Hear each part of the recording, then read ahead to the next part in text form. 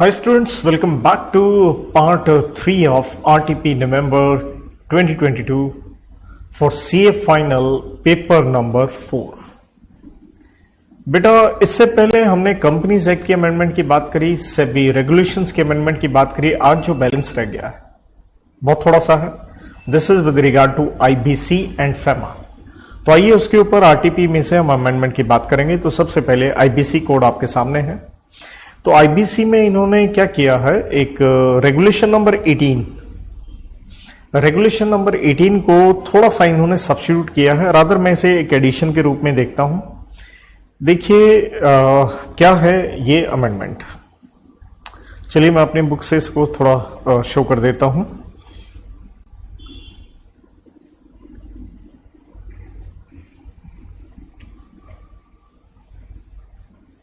देखिए भाई, सेक्शन 24 आप पढ़ते थे मीटिंग सीओसी की, सेक्शन 24 राइट। उसी से रिलेटेड हम रेगुलेशन नंबर 18 पढ़ा करते थे कि मीटिंग कब होगी। तो पहले क्या लॉ था, पहले भी ये 2 पॉइंट होते थे, बस सिंपली कह लीजिए एक नया पॉइंट तीसरा इंसर्ट हो गया। तो हम कहते थे सीओसी की मीटिंग कौन बुलाएगा। पहली बात, RP resolution professional may convene a meeting. कब वो बुलाएगा, जब उसे ठीक लगता है, when he considers necessary, right. Number 2 हम पढ़ते थे कि RP may convene a meeting if he considers it necessary on a request received from members of the committee and shall convene a meeting if the same is made by members of the committee representing at least 33% of voting right। मतलब एक simple है, वो खुद बुलाता था meeting. दूसरा, natural है members जिनके पास कितने हैं 33% वोटिंग राइट है, उनके कहने पे बुलाता था। ये थे 2 पॉइंट पहले। जैसे यहां पे देखिए मैंने कट भी किया हुआ, तो पहले ये सेम ही था, बस उसको 1 और 2 पॉइंट कह लीजिए, राइट। अब इन्होंने एक तीसरा डाल दिया, this is the amendment you may say. RP may place a proposal, कहता RP may place a proposal received from members of the committee in a meeting if he considers it necessary and shall place the proposal if the same is made by members of the committee representing at least 33% of the voting rights। अब ये क्या कह रहा है, ये था हम कहते थे मीटिंग कब बुलाएंगे। एक हो गया जब उसे ठीक लगता है। नंबर 2, अगर मेंबर्स ने 33% ने रिक्वेस्ट की है। नंबर तीसरा क्या है, नंबर तीसरा आपको ये देखना है कि RP may place a proposal, एक प्रपोजल दिया, किसने दिया, मेंबर्स ने। अगर उसे क्या लगता है, if he considers it necessary, कि हां जी इस प्रपोजल के ऊपर डिस्कशन होनी चाहिए, तो वो मीटिंग बुला सकता है। लेकिन ये प्रपोजल अगेन कौन देगा, आंसर सेम वही है, members having what 33% of the voting right, right. यहां हो गया उन्होंने रिक्वेस्ट करी थी मीटिंग बुलाओ, यहां है उनकी तरफ से एक उसे क्या मिला, प्रपोजल, और अब उसे लगता है ये जरूरी है। तो ये आप इंसर्ट कर लीजिए, या ऑब्वियसली जो बच्चे मुझसे पढ़े, हमने जो हैंड रिटन नोट्स बनाए हैं उसी के अंदर ये एक पॉइंट प्लीज अपना डाल लीजिए। This is the 3rd point you have to put. तो ये थी आईबीसी की अमेंडमेंट्स। आगे बढ़ते हैं लास्ट में।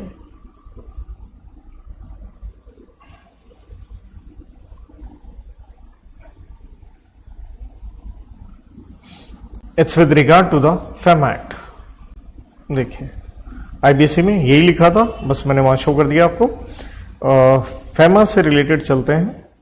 फेमा में जो चेंज है वो है ईसीबी से related, right, external commercial boring से रिलेटेड। तो यही कह रहा है कि foreign exchange management, export of goods and services amendment regulations 2021।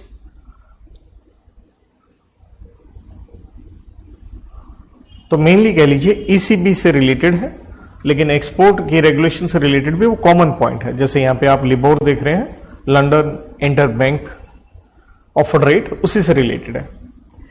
कहता द रेट, ये अपने एक्सपोर्ट रेगुलेशंस उससे related, the rate of interest if any payable on advance payment shall not exceed 100 basis points above the LIBOR or, बस ये है, other applicable benchmark as may be directed by RBI।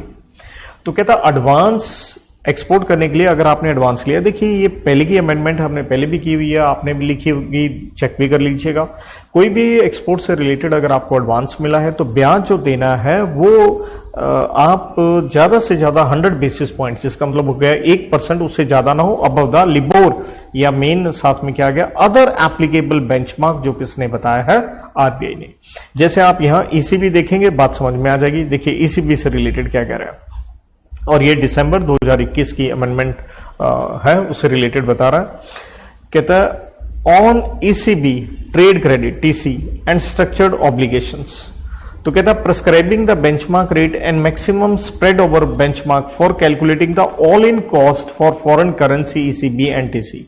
देखिए अगर मैं पहले आपको show करूं ईसीबी से रिलेटेड, हम ये कहते थे भाई ऑल इन कॉस्ट सीलिंग क्या रहेगी, बेंचमार्क रेट, जिसका मतलब होता है इंटरेस्ट रेट प्लस वॉट 4.5%, या आप कह लीजिए 450 बीपीएस या बेसिस पॉइंट्स कह लीजिए, ये हम पढ़ा करते थे। Benchmark rate, interest rate plus 4.5%। तो अब इसमें चेंज क्या किया, तो आपने कुछ ऐसा नहीं है आपको कोई कटिंग करनी, ये भी एक इंसर्शन के रूप में है, आप ईसीबी में बस ये पॉइंट अपना एड अप कर लीजिएगा। तो कहता है in view of the imminent discontinuance of LIBOR, कहता है भैया लिबोर डिसकॉन्टिन्यू हो रहा है, तो क्योंकि एक तो देखिए क्योंकि वैसे भी इंग्लैंड वाले कहां से आपको मालूम होगा, वो यूरोपियन यूनियन से बाहर निकल गए हैं, राइट। सो इसलिए कहता ये एक डिसकॉन्टिन्यूएंस होने वाला है बेंचमार्क रेट, तो इसलिए कहता है जो all in cost benchmark and ceiling जो हम लेंगे ईसीबी के लिए, क्या लेंगे, देखिए कहते currently the benchmark rate is defined blah blah blah, इस पैरे में है जहां हम कहते हैं benchmark rate in case of foreign currency ECB refers to 6 month LIBOR rate of different currencies और any other 6 month interest rate applicable to currency of borrowing. Example ये आ गया यूरो, जैसे पहले लंदन वाला था, अब यूरो वाला, मतलब ये अलग से, राइट, कि लिबोर की बजाय यूरिबोर कह लीजिए आप ले सकते हो। तो ये यहां से लेके यहां तक, पहले तो सिंपल मतलब बताया कि भैया इंटर, और होप सो आपको ये पता ही होगा, ये इंटर बैंक इंटरेस्ट रेट होता है। इंटर बैंक इंटरेस्ट रेट का मतलब क्या है, देखिए बैंक एक दूसरे बैंक से पैसा लेते या देते रहते हैं तो उनसे ब्याज लेते हैं, उसे कहते हैं हम इंटर बैंक इंटरेस्ट रेट। तो कहते हैं ये बेंचमार्क एक रेट है जो हम लिबोर लेते थे, जो कि right refers to 6 months LIBOR rate of different currencies और या एनी अदर, जैसे यूरिबोर। अब ये क्या कह रहा है, henceforth benchmark rate in case of foreign currency ECB shall refer to any, तो कहता अब क्या हो जाएगा, any widely accepted interbank rate या alternate reference rate of 6 month tenure applicable to currency of borrowing।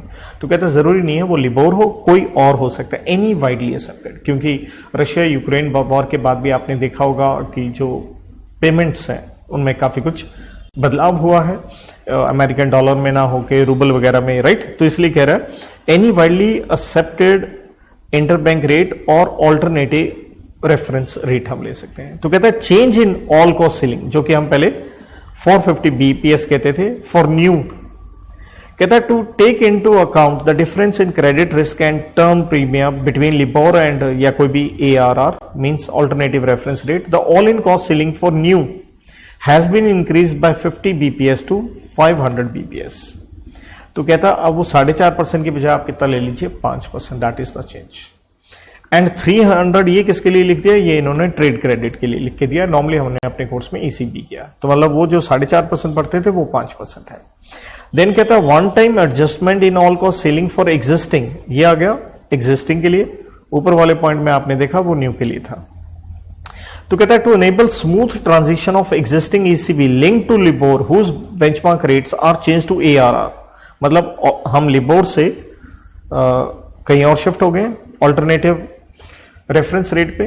तो कहता all in cost ceiling has been revised upward by 100 basis points, मतलब 4.5 था तो आप कितना ले लीजिए 5.5 या 550 बीपीएस, या ट्रेड क्रेडिट के लिए हो गया 350, राइट। तो बस ये चीज है। तो कहता है जो नए कह लीजिए ईसीबी होंगे उसके लिए आपने 500 बीपीएस लेना है, और अगर आप शिफ्ट कर रहे हो तो आपने कितना लेना है, 550, मतलब मेन है जो हम लिबोर पढ़ते थे, या जैसे हमने कहा कोई और हो सकता है, any widely accepted interbank rate हो सकता है, जैसे यूरिबोर, या सिंपल कह लीजिए ऑल्टरनेटिंग रेफरेंस रेट, क्योंकि अब संभावना यही है इनकी चेंज होने की। तो उससे रिलेटेड इन्होंने क्या चेंज किया, ऑल इन कॉस्ट सीलिंग जो है बस वो 450 से 500, और एग्जिस्टिंग से चेंज करना है तो 550, बस इतना सी चीज आप उसके साथ अपना इंसर्ट कर लीजिए। इसके साथ आरटीपी में जो अमेंडमेंट्स थी, जितने भी एक्ट्स की थी, मेरी तरफ से समाप्त होती है। तो हम नेक्स्ट क्लास में डिस्कस करेंगे आरटीपी में आए हुए सारे क्वेश्चंस के ऊपर। Till then have a good time, thank you.